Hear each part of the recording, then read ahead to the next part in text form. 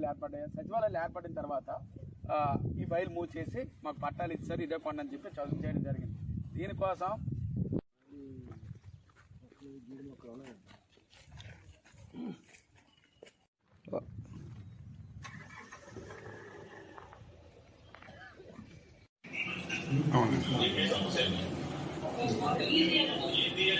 Panchayat survey number 1లో 3, 4, 5, 6 survey నెంబర్లో కొండ ఉంది.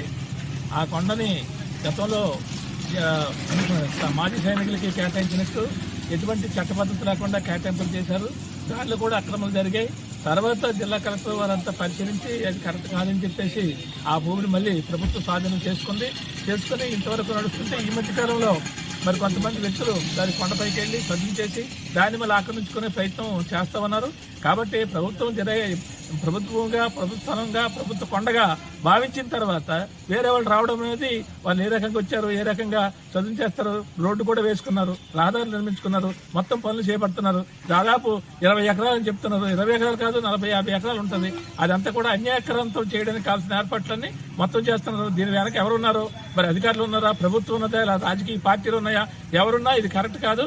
కాబట్టి ఆ భూమిని ఆ రకంగా దుర్వినియోగం చేయడం, అన్యాయకరంతో చేయడం సిపిఎం పార్టీ తీవ్రంగా వ్యతిరేకిస్తున్నది. అది ప్రజల ఆస్తి, ఆ ప్రజలకి చెందాలా, అది న్యాయపరంగా చట్టబద్ధంగా జరగాలి. ఆ రకంగా జరగకపోతే అక్కడ ఉన్న ప్రజానీకాన్ని కూడగట్టి ఉద్యమిస్తామని చెప్పేసి ప్రభుత్వానికి యంత్రాంగానికి తెలియజేస్తున్నాం. భవిష్యత్తులో ఇప్పుడు ఆ రహదారులు ఏవైతున్నారో రహదారులు ప్రస్తుతం బంద్ చేయాలా. ఆ రోజు ఎవరైతే దాని మీదకి వెళ్ళారో వాళ్ళ మీద కూడా చర్యలు తీసుకుని వాళ్ళ మీద యాక్షన్ తీసుకోవాలని చెప్పేసి ఈ సందర్భంగా